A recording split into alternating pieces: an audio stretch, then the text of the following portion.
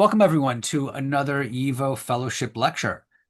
Today's lecturer is William Pimlott, and he'll be speaking about his topic, Taking Yiddish Science Global, YIVO's Foreign Branches, 1925 to 1994. And he's doing this as part of a fellowship he received called the Dina Abramovich Emerging Scholar Postdoctoral Fellowship. It's named in honor of YIVO's longtime librarian, Dina Abramovich. William Pimlott is the inaugural postdoctoral research associate at the NYU Center for the Study of Anti-Semitism. He recently completed his PhD on the Yiddish press in Britain, 1896 to 1910, at University College London, and has subsequently held two research fellowships at UCL, at the Birkbeck Institute for the Study of Anti-Semitism and the Holocaust Research Institute at Royal Holloway, respectively. Dr. Pimlott has published articles on Yiddish history making in Britain, on the South African Yiddish press, and Yiddish art history in Jewish social studies, Jewish historical studies, and shofar. As I mentioned earlier, this year he is the Dina Abramovich Emerging Scholar Postdoctoral Fellow at the YIVO Institute in New York. Please join me in welcoming William Pimlott. Thank you, Eddie, and thank you. I can hear you all clapping around the world, applauding, and maybe this is a moment of shock and surprise when you all realize that I have an English accent, so I hope that's not too grating on your ears. I want to start by thanking Eddie, Alex, and Julia so much for giving me the opportunity to give this lecture. And I also want to mention that in doing this research on YIVO, I was building on the back of giants such as Cecile Kuznets, who wrote the most wonderful book on YIVO in its kind of earlier Vilna days. And there's a very exciting new work coming out by Kalman Weiser on YIVO in America. So there's a lot of exciting scholarship going on about YIVO around the world.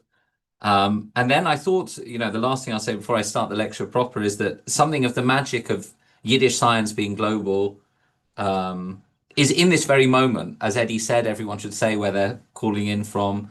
But obviously I felt the pull. We were saying earlier that, some people get bitten by the bug of Yiddish. And not just Yiddish, but by the bug of YIVO and its mission. And I felt that very strongly even when I was in London.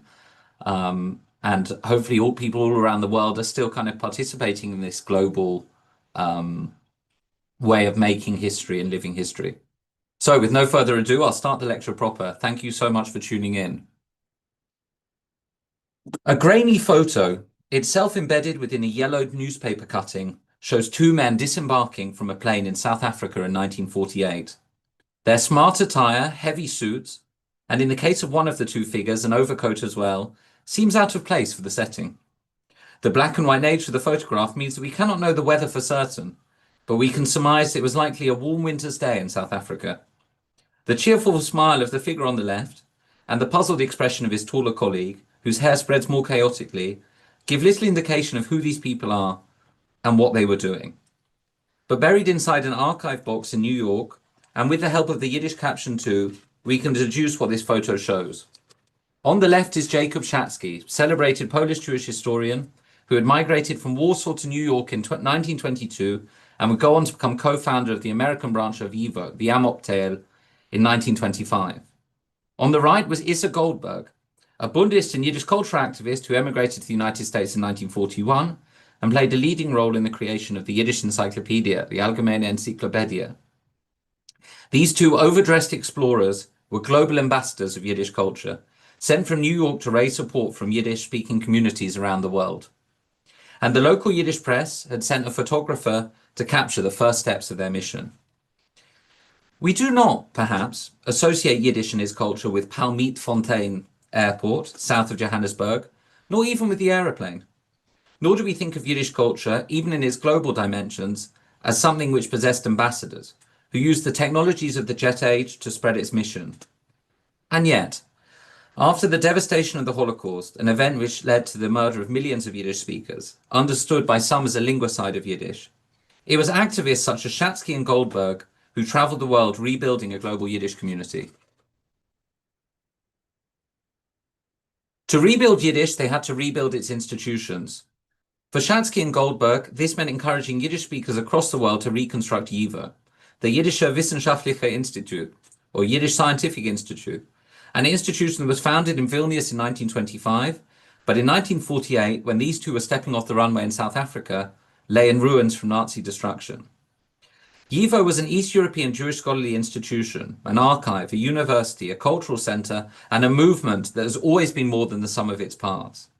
It was the product of the Jewish people of Eastern Europe, and its purview was larger than the intellectual curiosities of a Jewish elite. It tried to study the Jewish people as a whole. For Jewish scholar Aaron Steinberg, the language of research into the life of these Yiddish-speaking masses had, of course, to be Yiddish. YIVO was only founded in 1925, a very late date for a national institution of Jewish learning with a global remit, and it was founded without a national government to fund it, the project of a group of penniless but committed intellectuals. Within 16 years of its founding, however, it had, in one of its founders, Max Weinreich's words, become a myth. Albert Einstein and Sigmund Freud sat on its presidium. It had become something far more than the sum total of its research. As historian Cecile Kuznets has argued, in its supporters' eyes, it was the pinnacle of modern Jewish culture, an organization that gave dignity to the lives of 11 million Yiddish-speaking Jews throughout the world. YIVO is the home of Yiddish science. Science may seem an unsuitable word. After all, the research program of YIVO is mainly connected with humanities research, history, philology, linguistics. And yet I've chosen to translate the Yiddish word Wissenschaft here as science and not as scholarship, say, not only because of the social scientific dimensions of the research YIVO pursued. YIVO was a pioneer of broad interdisciplinary approach, but also because of the incongruity of juxtaposing Yiddish, a 1,000-year-old language, with a term, science, that connotes the cutting edge of modernity. This contrast is also exacerbated by the tendency, which has existed almost as long as the language, for proponents of various kinds of Jewish reform to denigrate Yiddish and lament its ties to the wrong Jewish traditions, to try and associate Yiddish with an undesired past. Yiddish science was also unique because of its intense focus on ordinary Jewish life as both its subject but also part of its process. Yiddish science meant the collective construction of research wherever Jews lived. The incongruity of the term is valuable because, as with Goldberg and Shatsky stepping out of a jet, it shows that YIVO was, despite its historical and archival foci, something quintessentially modern and an institution that was able to reinvent itself after the Holocaust. YIVO had been from its beginning a global network as much as a single institution, but it was one firmly committed to its center in Vilnius. When its center in Vilnius was destroyed during the Nazi occupation, which also killed many of its leading members, centers across the world had to demonstrate the capacity to preserve East European Jewish culture and adapt it to foreign settings themselves. These images, this one and the one that preceded this one, of YIVO in Lithuania are all from the work of YIVO around the world, from publications of societies in Cuba, Miami, and Mexico, respectively. They are evidence of the nostalgia for Vilna's Jewish heyday evoked internationally for the mystique of Vilna, as historian Cecile Kuznets has put it, for this legend of Vilna and its YIVO headquarters as an interwar summit of modern Jewish culture. But they are also testament to how YIVO inspired new global futures, how there was never one YIVO, but multiple, all, as with these images, reflecting and refracting Vilna and its original mission. The investigation of the global history of YIVO, the subject of this lecture, takes us on a journey that started in Berlin and Vilnius and which continues today. This is the story of Jewish resilience in the face of Nazi barbarism and of the interconnectedness of Vilnius's community and within it YIVO's special mission with Jewish communities across the world. YIVO's branches around the world at first played a highly practical function. They helped to fund YIVO in Vilna. But there was more to it than that. This is because sustaining a worldwide network also bolstered YIVO and Vilnius's sense of its own importance as an institution that could speak for Jews everywhere across the world. But it was also, and this is perhaps the most important feature of this lecture, because these global YIVO societies did not simply aspire to preserve the history of YIVO in Lithuania, but they adapted its methods to global settings to try and tell their stories. The result was something unique. A national organization whose territorial dispersion meant that every Yiddish story it told was also imbued by local national settings.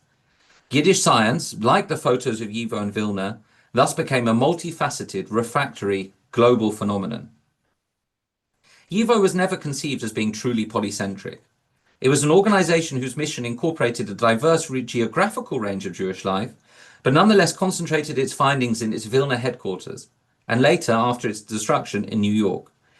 By collecting historical material, Sammeln, and sending them to the New York headquarters, the global YIVO branch is preserved, and yet condensed to global Jewish experience into a new North American institution. The tensions within a global Jewish organization, and the fact that collecting and delivering abroad also meant letting go, means that YIVO's global story is not only a triumphant story of Jewish perseverance, but also one of, at times, pain and confusion. This is the difficulty of maintaining long-distance relationships, especially when the very foundations of Yiddish culture were in the process of transformation. It is also a diverse story. The fate of the YIVO societies was very different in Central and South America than it was for the societies in Australia and Britain, for example.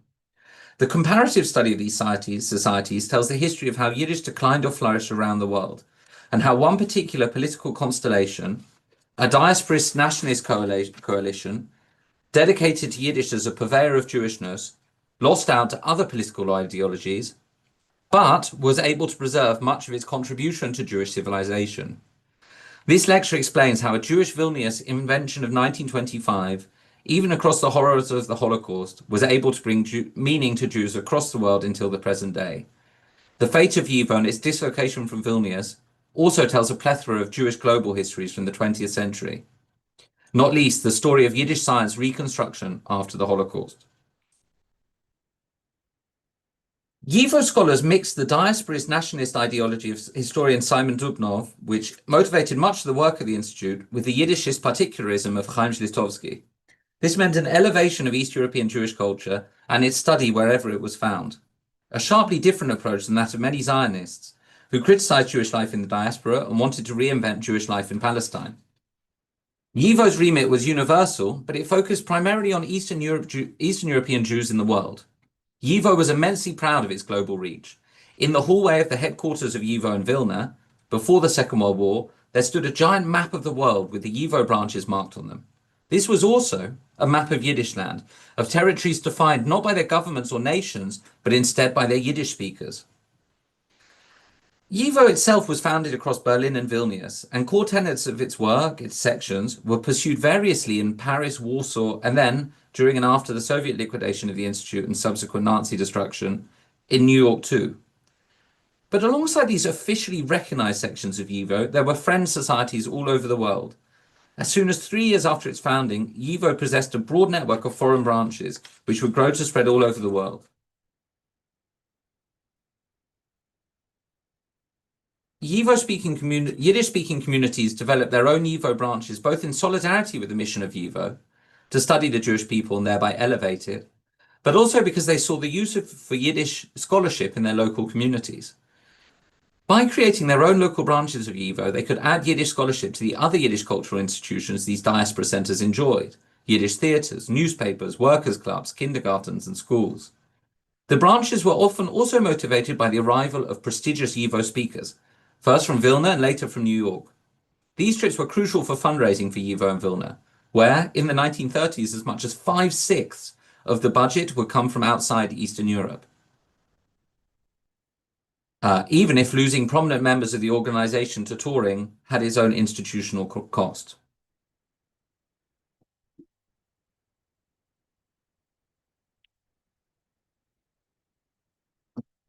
YIVO tours were crucial to spreading its mission. When YIVO founder Max Weinreich traveled to America in 1929, he introduced YIVO to a partially receptive US audience. Journalist Isaac Goldberg, covering Weinreich's arrival in Boston, described him as a prophet of a new era, noting that he was heading a Renaissance movement. YIVO, he said, marked a new era of Yiddish thought because it brought a scientific approach to Jewish history and self-knowledge that eschewed the old sentimentalism, the old self-pity and self-centered preoccupation, which for Goldberg was departing from Jewish life in general. Goldberg was integrating YIVO into the broader transformations of North American Jewry and its increased confidence in negotiating life in America. Singing the achievements of the Institute, Goldberg concluded that the Institute represents the last decisive step out of the ghetto, not only out of the material pale, but out of that spiritual clannishness, often compulsory, which remains long after the walls of exclusion have been thrown down. Its progress will be one of the exponents by which the finer elements in Jewish life may be gauged. YIVO was able to transform North American perceptions of Yiddish as a language of apartness and the past to instead present Yiddish culture as a harbinger of modernity. Weinreich's visit, where he raised fundraising in Boston, Chicago, New York, included elaborate banquets. Guests could celebrate YIVO's successes over baked white fish creole, consommé noodle on mandel, and enjoy mixed cakes for dessert. I don't know why I found that so hard to read. You can see these delicious menus here. Weinreich was perhaps the premier ambassador of YIVO, but there were many others, Herz Gilashensky, Jacob Schatzky, and there were frequent tours from the 1930s through to the 1950s. The YIVO societies around the world, although they served to fundraise, were also a prime site for Yiddish sociability. The many photos of these gatherings show the enjoyment that could be taken from celebrating YIVO, and this is a photo from Argentina, and enjoying a diverse cultural program. Wherever YIVO had a Friends Society, was also a venue which traveling Yiddish intelligentsia could stop through. And the presence of visiting YIVO scholars and activists also served as a prompt for local societies to improve and expand their activities. Jacob Glantz's visit to Mexico in 1951 prompted a renaissance of YIVO activity in Latin America. YIVO had always been operating in a highly competitive environment for resources. In the worsening circumstances of the 1930s, YIVO was only one of many important causes. The Australian Committee of the Friends of the Jewish Scientific Institute in Vilna, for example, implored headquarters not to launch an action in Australia at the end of 1938 because there had just taken place in the previous 6 months actions from the Polish Jewish Relief Fund, the Appeal for Austrian Jews, Appeal for Ort Ozer, Appeal for the Jewish National Fund, and a recent local appeal for German Jewish refugees. This continued to be the case after the Holocaust. This was where we started the lecture, with the arrival of Schatzky in South Africa. YIVO now, in the post-Holocaust period, had to contend with a global upswell in Jewish support for Israel after the creation of the state in 1948. This further curtailed YIVO fundraising. The South African Jewish Board of Deputies, for example, curtly informed Schatzky that he would have to wait for the board's sanction before he undertook any fundraising when he went on a tour there. As the United Israel campaign was in full swing, Schatzky was only begrudgingly given permission to go ahead with his fundraising tour, on the understanding that there is to be no large-scale campaign in the ordinary sense, and that, and this is underlined, it is a drive for membership that is planned. Cape Town's Board of Deputies decided to turn down Schatzky's visit as they did not want to engage in any competitive fundraising activity. Schatzky's frustration is visible in a handwritten response on the back of the letter. This is what he wrote. "This is not a competitive fundraising campaign. My object is to acquaint the Jews of South Africa with the great importance of YIVO and to ask a very limited," and that was underlined, "number of Jews to make contributions and to subscribe to the YIVO publication of the encyclopedia." The fact that New York, after 1940, was now the headquarters also complicated relationships. American Jews had funded a great part of YIVO's budget in the Vilna days. Should they now not fund the whole global network?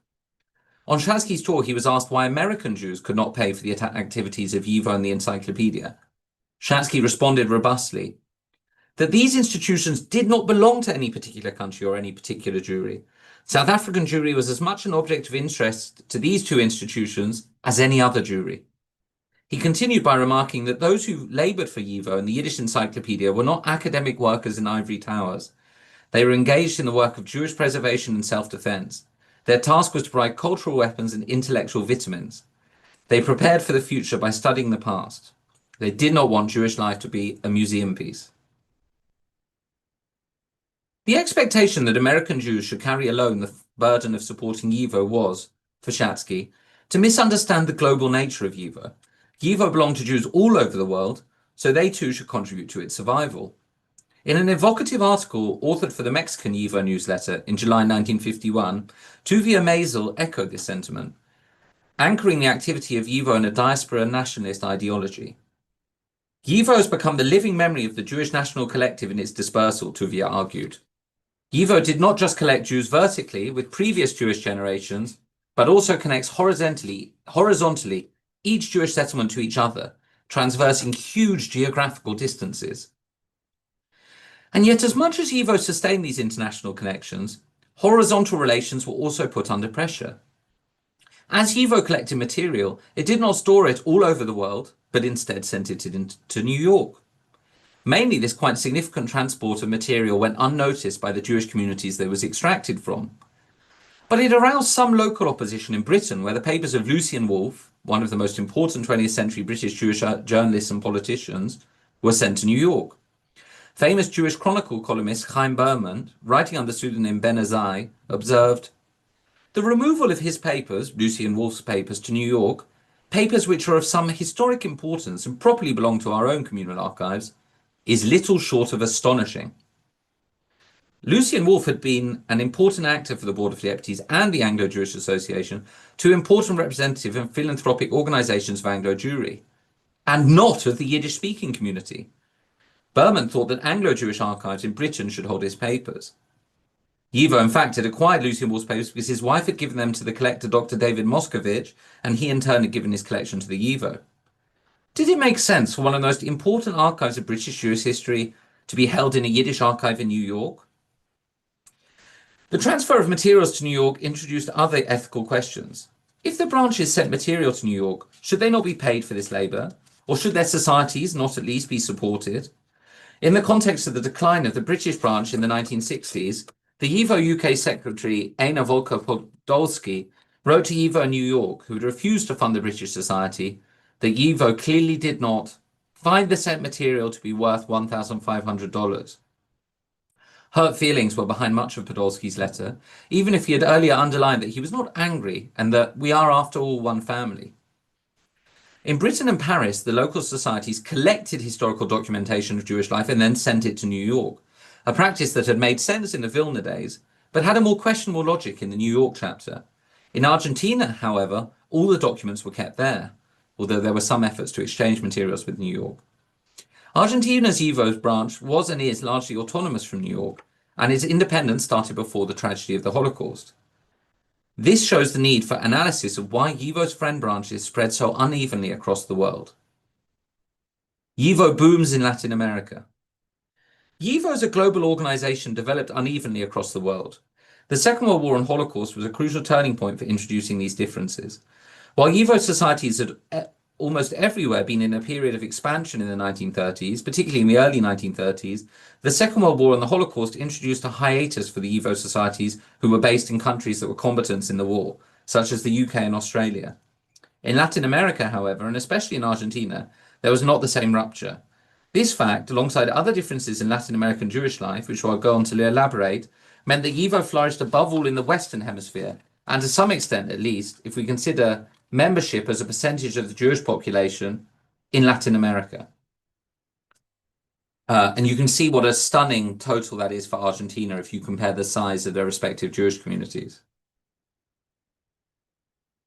The pearl of Latin American YIVO activities was Argentina, and its considerable achievements deserve a closer look.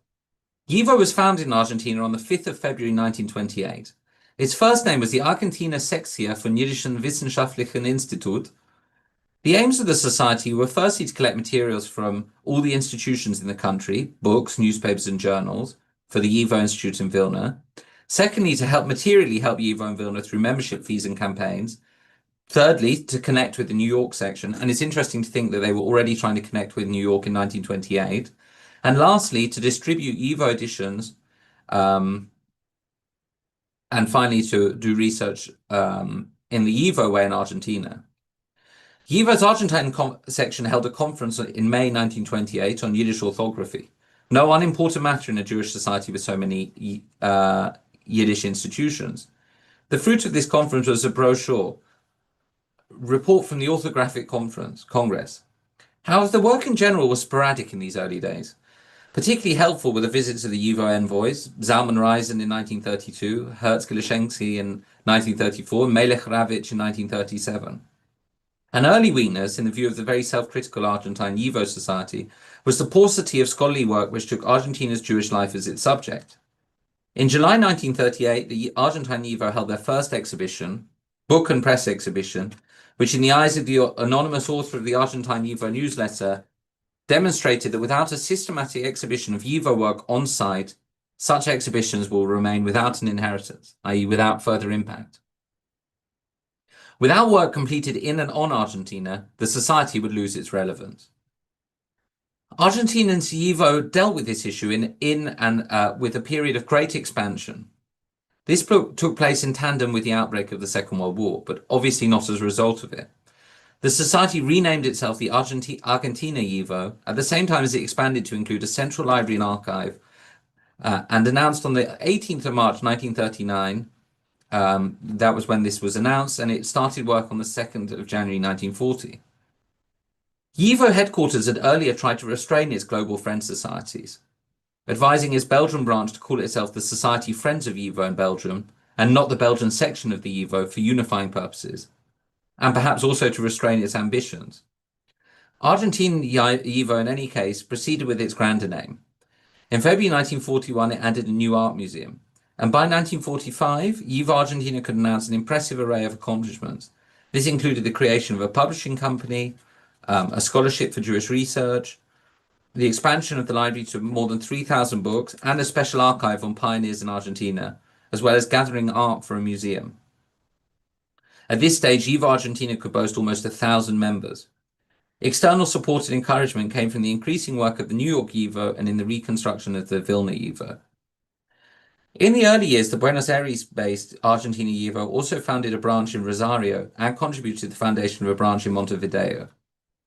Crowning these achievements was the move in November 1945 to a purpose-built 12-room floor of the Asociación Mutual Israelita Argentina, the AMIA, in the building that housed the headquarters of the Jewish community in Argentina.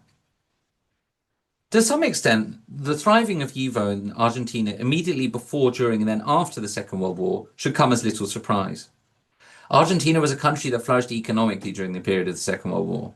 Jewish society was also prospering.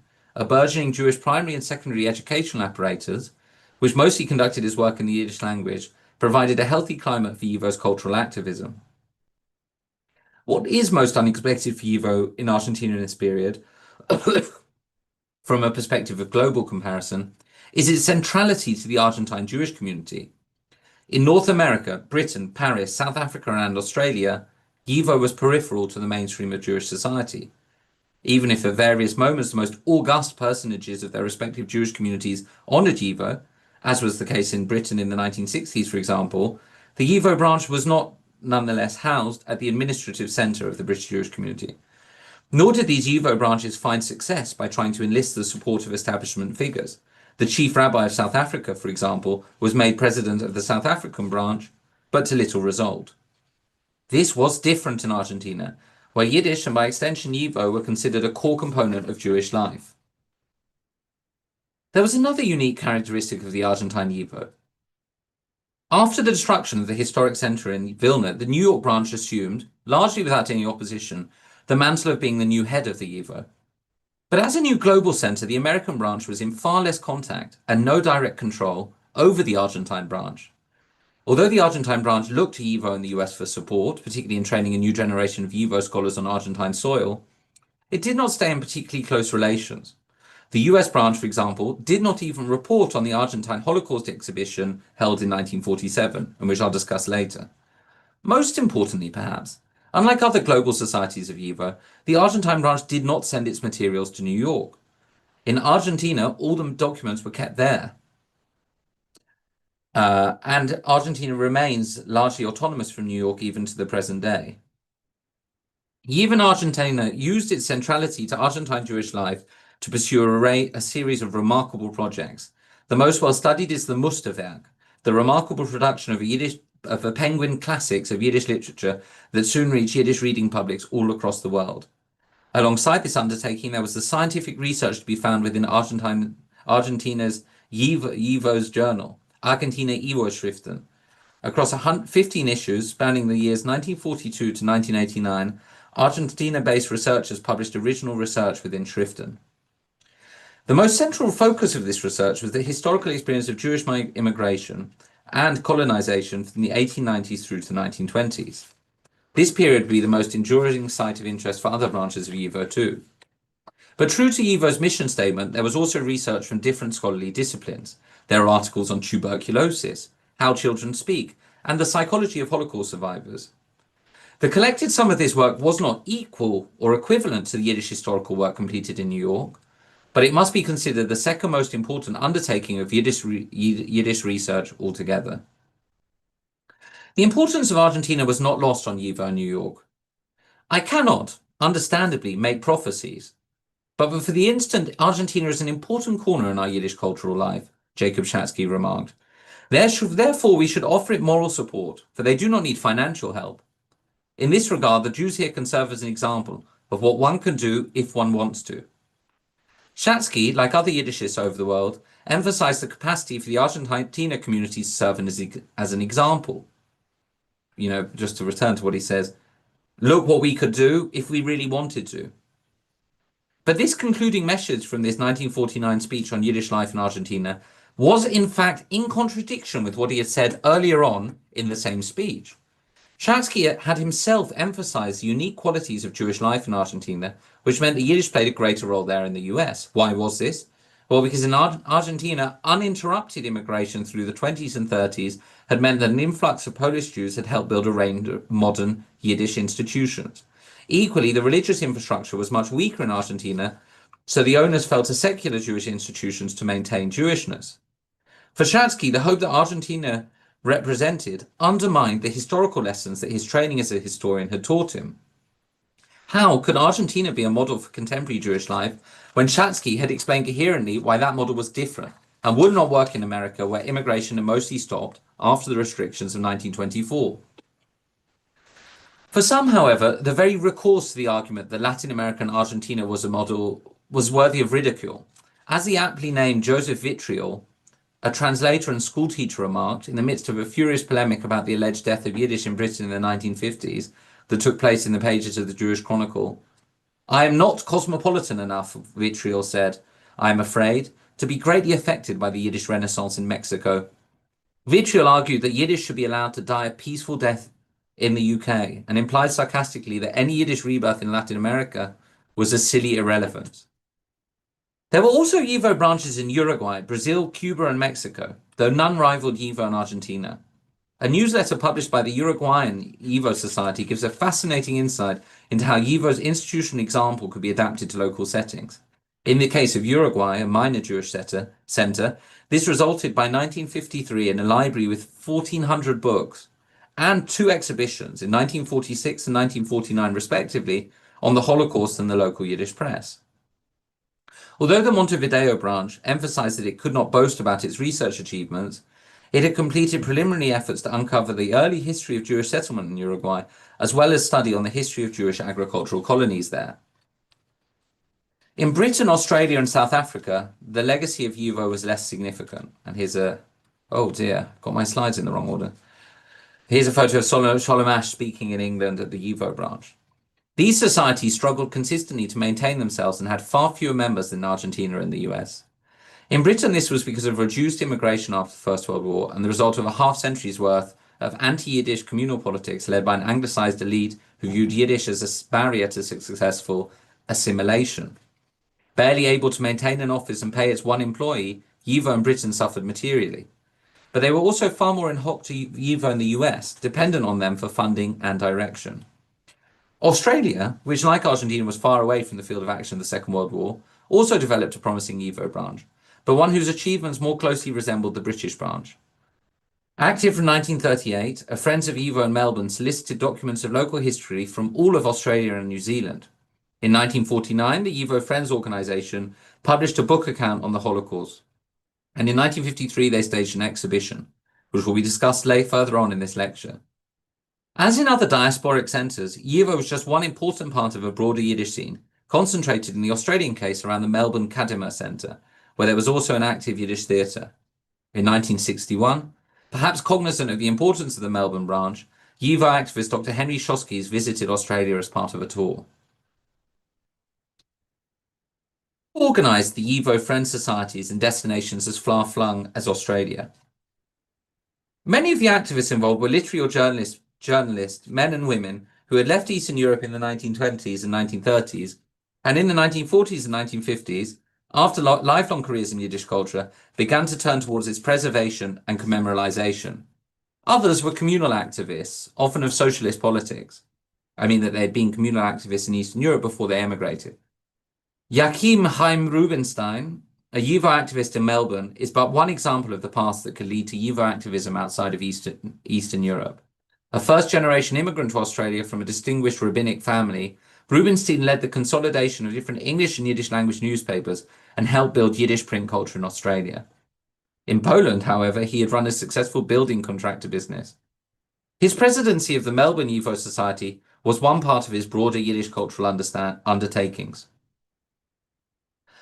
Perhaps the most intriguing YIVO branch was the Friends Society in Palestine and then in the new state of Israel. After all, the Hebrew state was seen to be a poor venue for the mission of Yiddish science. But the large number of Yiddish-speaking intellectuals living in Mandate Palestine and then the State of Israel meant that the existence of a robust society should not be surprising. Equally, as historian Rachel Rudansky has demonstrated in her recent history, Yiddish in Israel, Israeli society was actually far more ambivalent about Yiddish and its role in cultural transmission than earlier scholars have emphasized. The society in the 1930s went by the Hebrew name Ve'ad Lema Asafi, YIVO, Society of the Collectors of YIVO, and was in contact with the headquarters in Vilnius. The latter sent the Yishuv Friends Society a detailed memorandum from the YIVO 1935 conference via the Yiddish Literary and Journalistic Club, which detailed all the work that was to be done on the history of Ashkenazi settlement in Eretz Yisrael. The society was forced to cease its collecting activities due to the Second World War, but was refounded in April 1950. At this moment, it launched a robust research and cultural program. Over 500 surveys were filled out for a study of new immigrants to Israel. There were also lectures from distinguished intellectuals such as Rochel Auerbach and Isaiah Trunk, as well as receptions for visiting writers such as Joseph Opotashu. Its collecting activity is the most interesting to consider. Its active networks of Zamlers collected substantial materials on Jewish colonization, the Haganah, resistance movements in pre-state Israel, and on the War of Independence, and on Jewish immigration to Israel in the Mandate period. It then sent these materials to New York in quite prodigious quantities. In 1953, it sent 70 parcels. In 1957, there were 120 shipments. Of course, some of this material is made up of copies, but there was also much archived material. The YIVO Friends Society itself spoke about the state of Israel in the terms of Zionist ideology. The state of Israel is today the site of the true ingathering of the exiles, the Israel Friends stated. We have almost concentrated for ourselves the Jewish people with its whole age-old scatterness through its representatives here in Israel.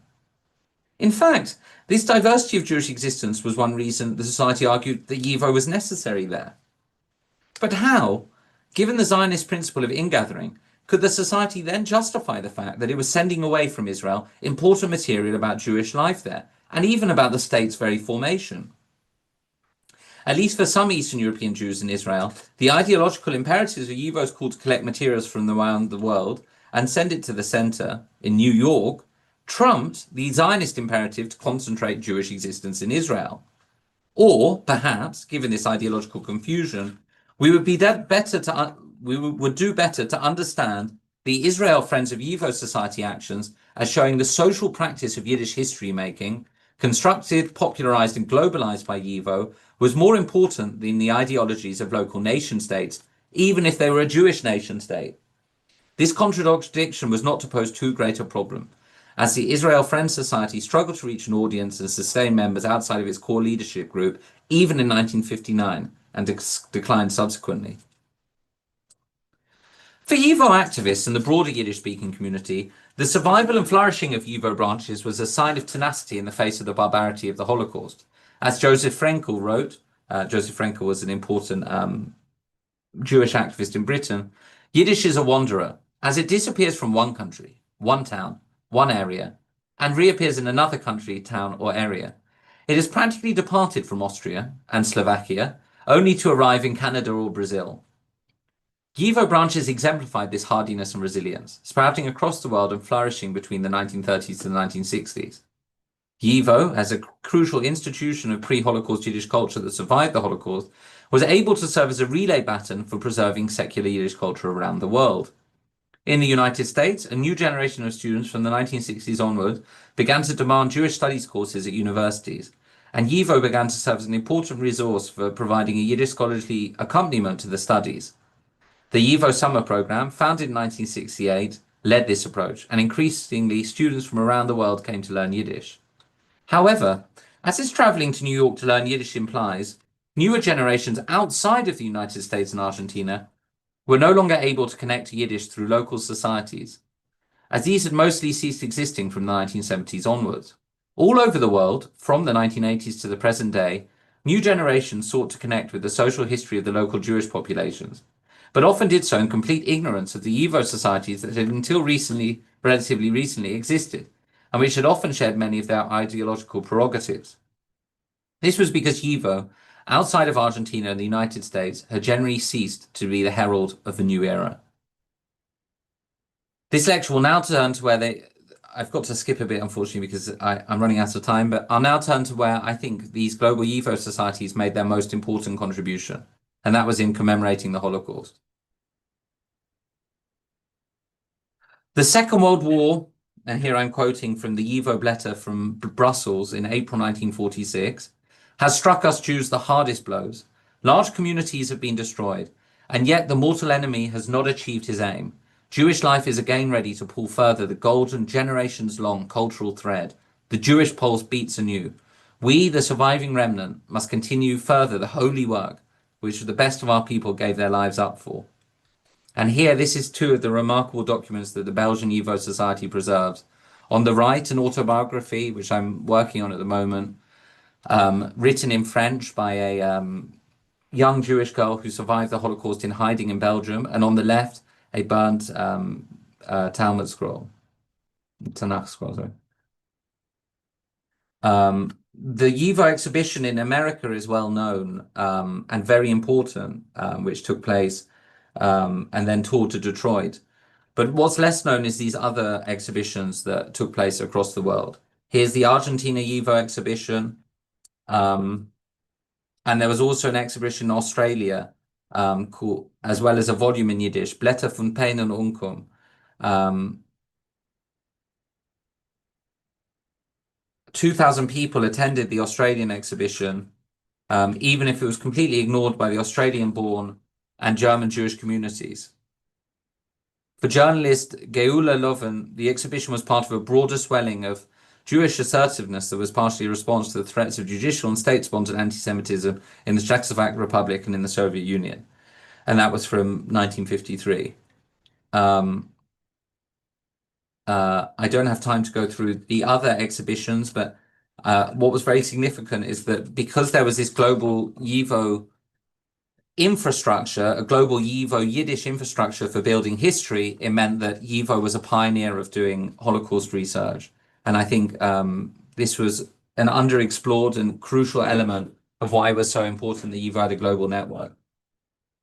So to conclude, I have lived to see my own funeral, was what 92-year-old Yiddish activist Shmuel Rojansky is reported to have remarked in the aftermath of the 1994 terrorist attack on YIVO's Argentina branch. And that's what you're looking at there is Esther Schwartz pointing to the destruction of Argentina YIVO by terrorist bombing. And thank you to Zachary Baker, who was YIVO librarian and who visited YIVO that year to help as well. And that's why we've got this stunning photo of the destruction that took place. This attack targeted the Jewish community in Argentina and came 2 years after another bombing against the Argentine-Israel embassy. YIVO's Argentina's library and archive lay in rubble. It had been spared the direct destruction of the Holocaust, but the catastrophic bombing of 1994 pushed YIVO Argentina headfirst into a situation of crisis and trauma. Rojansky's life's work was 70 years of diasporic Yiddish language history building for YIVO in Argentina. His long life meant that he had at last had to confront disaster in front of his very own eyes, and not just in the many volumes of written work that he prepared to commemorate the Holocaust and the Eastern European Jewish civilization it tried to destroy. The bombing struck at a branch of YIVO whose success, despite this attack, continues to the present day. It also demonstrates that Yiddish history did not stop in 1945. Few, if any, of the different branches of YIVO across the world were so successful as YIVO in Argentina, and yet none faced such a brutal juncture. By studying the development and achievement of YIVO around the world in the period of the 1930s to the 1960s and onwards, we are able to see the various conditions and structures that enable the flourishing of Yiddish culture even after the horror of the Holocaust. This flourishing was uneven. YIVO societies did best where they are part of communities still wedded to a broader Yiddish communal life. YIVO's Argentina's experience shows that when Yiddish and its associated cultures and technologies were at the center of a community's existence, they could be put to use and then circulated to a global community. A Yiddishist exchange which need not be in opposition to other forms of Jewish nationalism and liberalism. In the case of English-speaking environments, the achievements were more modest, and YIVO's friend societies actually moved materials away from the communities who might have wanted to learn about their own history. Debates about the viability of Yiddish or its revival can cloud our analysis of the achievements of YIVO around the world after the Holocaust. Perhaps, understood globally, the most significant achievement was these organizations' prompt commemoration of the Holocaust, where they underlined heroism and resistance. And sorry, I didn't have time to come to that, but one of the most interesting things I found when researching how YIVO staged the Holocaust is that it put much more emphasis on heroism and resistance than a lot of the kind of Holocaust memory that we are familiar with. The collection of materials also means that this history now endures. As with YIVO as a whole, it is tempting to view the period after the Holocaust as one of decline. If YIVO still survives as a global institution today in Argentina and New York, it no longer aspires to be the central Jewish institution for understanding the Jewish people everywhere. But decline only makes sense as a measure of the scale of the ambitions of YIVO, ambitions which were as gargantuan as the resources of the institution were initially limited. Many of the factors that made YIVO necessary, exclusion of Jewish academics and Jewish studies from universities, inadequate Jewish pedagogical resources, no Jewish archives, these problems do not exist today. To some degree, that which YIVO stood for, the maintenance and flourishing of East European Jewish culture in the world, and the importance of Jewish scholarship to Jewish life, has been achieved in ways that their founders could not have dreamed of. But of course, and especially with the loss of Yiddish as an active language of scholarship, there has been downsides which would have caused them considerable pain. The study of YIVO outside of New York and Vilnius shows that YIVO was not one organization but several, especially after the Holocaust. And the significance of a multiple YIVO was made up of more intangible benefits, such as the range of global hubs for socialization and conviviality and ambassadors of Yiddish culture, and embassies in a way, as well as the tangible collecting and scholarly aims which have produced a worldwide Jewish historical collection. Yiddish science, through these global branches, could make claims to tell the history of Jews around the world, and, as mass migration progressed and traditional centers were destroyed, this global aspect assumed a new importance. It meant that YIVO was among the first to spread knowledge about the horrors of the Holocaust in Australia, Argentina, Uruguay, and elsewhere. Globalization was a historical phenomenon that marked Yiddish institutional life and the Jewish 20th century, and the history of YIVO's foreign branches shows both the advantages that it could bring, the horizontal community it sustained, as well as the challenges, particularly as concerned the ethics of transferring materials and sustaining minor centers. However, it is these materials that can tell the still mostly untold history of Jewish life across the world in global Yiddish land. Materials that are only available to researchers today to consult in Argentina, New York, and in the National Library of Lithuania because of YIVO's global branches. This guarantees new eras of Yiddish. Thank you for listening, everyone. Thank you so much, Will. This was really fantastic, really fascinating for me to hear because, as we know, if you work at YIVO, we typically talk about the Vilna YIVO, and if there's a second branch we discuss pre-war, it's New York, and then obviously during and after the war, New York becomes the center, and so these other YIVOs and YIVO friend societies that have been orbiting, uh, the central YIVO for years. It's just so fascinating to hear about them. So we do have a couple of questions from people, and I just want to say that if you do have questions for Will, please leave them in the Q&A section of the Zoom, and we will get to them. But first, I have a few questions, and I'm curious, and I'm just wondering what the genesis of some of these societies were. Obviously, you know, the the pre-war Warsaw, Berlin, and New York YIVOs were integrally connected to the Vilna Center. But then these sort of, support groups, these friend societies, what's their genesis? Were they just sort of like local Zomlers and supporters who felt that, they needed to organize their efforts in a different way? I'm just curious if you could comment on that a bit. Yeah, that's a beautiful question. I think one of the most touching things about the story of YIVO around the world is this. YIVO's mission is so special that its success around the world was to a great extent organic. We're talking about Yiddish speaking intellectuals, and in the best sense of intellectuals, I mean ordinary people, because that is also the most wonderful part of YIVO's mission is that it's committed to history of the masses and not history of a scholarly elite. And these people, whether it's because they've been living in Eastern Europe or even because they were connecting with the Yiddish press and were reading about YIVO, set up these societies, and then they grew and they prospered and they collected and they enabled people to connect to their Yiddishkeit in a way that was actually modern secular history, which I don't think well, I don't want to generalize, but is quite unique, I think, to Jewish history. It is more complex, and I try to show that a bit, that often there was a cat and mouse effect between YIVO would send an ambassador, that person would really try and encourage the local community, and then there would be a more official branch, say, or then they do a YIVO newsletter. So it wasn't fully organic, and that it was more or less organic depending on the place, depending on um, the the particular dynamics of that place. But also it's worth saying I'm talking about a kind of regulated institution, the Friends Society, occasionally called a section. But then below that we have Zamla everywhere. So I mean, you could write a history of YIVO purely through the Zamlas, not even the Friends Societies.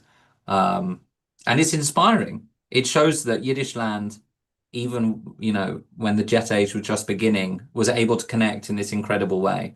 And that because of the centralization, which of course I try and problematize a bit, I wasn't trying to just butter and flatter YIVO. I was trying to say there's actually complex issues here about ethics and archives and who owns what. But because of this network, you can just basically go into YIVO New York today and you can read the story of Jews everywhere around the world, even through the 50s and 70s, albeit through this lens, um, which is amazing. And also, I mean, I still haven't made it to Argentina to continue my research there, but I know it's going to give an incredible new chapter to this because, as I tried to show in the lecture, Latin America was the great hope of Yiddish after the Second World War and the Holocaust, that Latin America was going to be this enduring site of Yiddish land, capital of Yiddish land, some people said.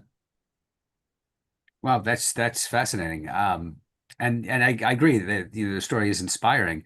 And what you've just said about Latin America being the great hope, I don't know if anyone's written on that phenomenon, but that sounds like a very rich topic that's certainly worthy of exploration. I don't know if you have a second idea for a book or a book for idea for a second book, but that sounds quite But interesting. at this point, I should say, just quickly to interrupt you, Eddie, there's a remarkable set of scholars who work on Latin America, and I please, if any of them are listening, Rachel Grossman, who we've had wonderful conversations over the years, and people are doing that work. But I found it very exciting to look at Israel. I mean, what an incredible thing that you have at the height of Zionism, the confidence of the new state, and they're sending hundreds of packages of crucial documents to New York. I mean, it's just amazing. I couldn't believe what I was reading, really, to be honest. And it just shows the complexities of, in a time people want to be very binaric about Jewish politics. In fact, you could be living these complexities. Oh, I agree. I mean, also in pre-state Palestine and in the state of Israel, there were huge numbers of Yiddish speakers who, in spite of the official politics of the Zionist movement and then later the state, they were actively interested and engaged with Yiddish culture. And obviously, you have the evidence that proves that. Um, I'll just ask one more question, then I'll look at we can look at the Q&A section. You put up some statistics uh, of members in some of these branches and societies throughout the world. And one of the things that one of those that I found really fascinating. I think I wrote down that there were 4,119 members in New York of the YIVO New York, and only 849 of them actually lived in New York. Is that accurate? There were 4,000 members in the US Right. Oh, in the and US. I and thought 849 in New York, but I right. would suspect that's a great underestimate. I mean, yeah, I've been writing a bit the history of the workers' circle as well. I just can't get enough of these Yiddish institutions. But in the workers' circle, I think in 1925 there were 80,000 members of the workers' circle in America. So I would be highly doubtful that I think the numbers are too low on the US and far too high on South America. I mean, it's amazing to think of if we're saying the whole United States has 4,000, but Argentina has 2,000. It'd just be crazy. But then, it's also about what did membership mean to these people? Did it mean how much of a commitment it was, and different societies define that differently. I know we have people from LA, Montreal in here, and Miami. Miami has a whole historic volume dedicated to just the Miami YIVO Society. I was trying to focus outside of North America because it's more of a untold story, but I can't wait to get into that because Miami, LA, and Chicago had amazing societies. And it's a fascinating story as well. I think mostly completely independent of New York YIVO. And when I was doing some extra research for this lecture, I saw that they had these massive regional conferences. So a whole day conference just in what they called in the regions. So yeah, the North American YIVO is itself a topic that is much bigger than it seems. Right. Of all of the, you mentioned a fairly wide variety of places where YIVOs and YIVO Friends Society existed. Are there any other far-flung places where we wouldn't expect such a group to exist that you Um, mentioned? I think there's material from Shanghai, Okay. and but I'm not sure we'd call it a whole friends society. But and I'm sure Shaver Zucker and others have Yeah. written quite memorably on Shanghai, um, all through Europe. I mean, there's letters from Rome and Milan. I thought was kind of interesting. The But no, I don't know if I can give you any more treats. I mean, it would be really cool if we could have like a Hong Kong or somewhere else in Africa, Right. uh, Japan. But no, I think it had to have a sufficient Ashkenazi, Right. mainly Eastern European immigrant community. In the Mediterranean, there's lots of stuff. I mean, I thought the history of the Cuba branch is fascinating because Right. I'd love to know what happened to the Cuba branch when the revolution came. In the same way that like in Eastern Europe, it wasn't necessarily a bad thing at first when revolutionary left-wing regimes took control, and it would have been cool to know if like Castro had said, "Okay, let's expand the YIVO there," but I don't think that was the case, unfortunately. Right. No, we'll just have a quick look at the Q&A. Someone's mentioning that the lecture started with Daniel Charney's "Hoops Are Rolling," the YIVO March. This person asked if there's an extant recording of it or possibly sheet music, and is also asking where can they find the rest of the lyrics. So I found these lyrics in the Havana, Cuba newsletter because I think I said in the introduction you could hear it. They said they were singing it in Cuba, which I just thought was so cool. This song. But I haven't been able to find the music and but I can send the rest of the words I've got from the Havana thing. But I think Cecile will probably have a better knowledge of where that is, or Kalman, or in fact you, Eddie, if there's sheet music to that. Right. I think that Um, Cecile cites it in at the beginning of her book. Um, but if you write to us, and we can certainly find it for you. yeah, it would be great to do a kind of like house remix or get some kind of, for the 100 years of YIVO, if we could get some really nice kind of new take on it. Right. Maybe we could take samples from every YIVO society, get the Argentina sample. Yeah, actually, I also think that there are other YIVO anthems. So, possibly we could get Alex Weiser to do a concert of them. Yes, a delicious idea. Get to it, Alex. I think sadly Alex doesn't appear to be in this lecture, He but may not. He may be busy with other affairs. And yeah. so the last question that we have is, what do YIVO Friends societies or branch activity look like today? Um, well, there isn't. I mean, I, I mean, I don't want to get myself in trouble with the powers that be at YIVO, but I think the Friends societies don't exist today because I think there's not the same intensity of collecting going on.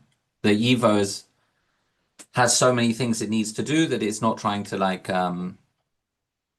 collect all those materials again. And then a lot of the poignancy of collecting material for YIVO is because people perceived that so-called traditional life in Eastern Europe was on course to disappear. That was even before the Holocaust. And now everywhere, Jewish life, Jewish history there's the chance that it will get lost, but the people who want to commemorate it don't do so through the Yiddishist ideology. I found that, I don't know if people kind of got what I was trying to say there in the lecture, but for me, one of the tragedies of YIVO globally is that it's doing all these things that a generation, generally not one younger than it, but two younger than it, is extremely interested in. But that older generation can't keep the YIVO Friend Societies going long enough until the young people come through.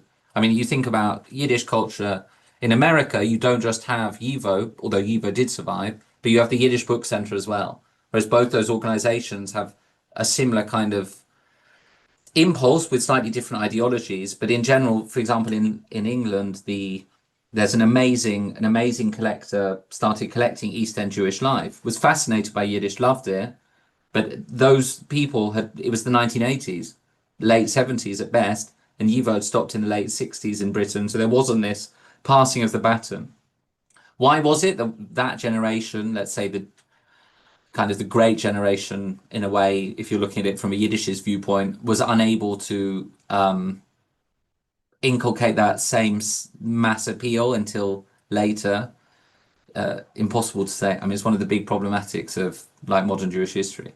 But those people then do want the thing. And the irony is, as I try to say in this talk, now they all go to YIVO New York. So it's not a bad thing. YIVO is still global. We're all over the world on a Zoom right now, but it doesn't have that physical manifestation that would be so nice if in every major Jewish area you could go to its local YIVO society and discover its local history while being connected to Yiddish culture around the world. It's sad that that can't survive, but of course other forms of Jewish diaspora ideology do have that. You can go anywhere and go to a Chabad, literally anywhere on earth. You can go anywhere and go to other forms of transnational Jewish ideologies that, for one reason or another, were better able to survive. And that's one of the central questions of modern Yiddish culture is why was it unable to replicate itself? It is still alive, of course, massively alive in New York and Argentina, but it isn't in London, Uruguay, Melbourne. Right. Well, I'm sure, YIVO certainly does have its supporters in those Mm. places. Although I think that there just isn't they're not as cohesive as they once were. All right, we have to end very soon. I just want to point out that Cecile Kuznets mentioned in the Q&A section that there is a YIVO sort of friend society in Chicago that still exists. And she also mentioned or reminded me that Lawrence Glenbrook wrote music to a YIVO anthem at an event for YIVO's 100th anniversary a few months ago. It wasn't Hoops Are Rolling. It was a different anthem called Mir Zamlin, which was written by Avram Raisin. And she also mentioned that the full poem is in the YIVO Blätter issue for the 50th anniversary of YIVO. So you can find it there. And YIVO Blätter's all online. for people who want to download it. So you can very easily, it's on that, I think, HebrewBooks.org. Right. Thank you. All right. Well, thank you so much, Will. This was truly fascinating. I'd like to thank our audience for joining us. Again, this has been a YIVO fellowship lecture. We've featured Will Pimlott today, who was the 2024-2025 recipient of the Dina Abramovich Emerging Scholar Postdoctoral Fellowship. Again, we cannot fund these scholars or bring their work to you without your generous donations. So if you enjoyed what you saw today, please consider making one. Again, thanks for joining us, and we will see you next time.